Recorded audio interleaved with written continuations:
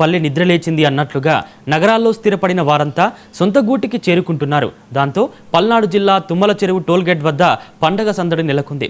సంక్రాంతి సెలవుల కారణంగా జిల్లాలోని రహదారులన్నీ ప్రయాణికులతో కలకలలాడుతున్నాయి.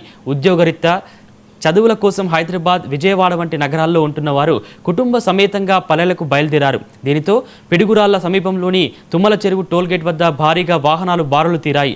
ఏపీ, తెలంగాణను అనుసంధానించే అద్దంకి నార్కెట్పల్లి హైవేపై టోల్గేట్ వద్ద కిలోమీటర్ల మేర వాహనాలు నిలిచిపోయాయి.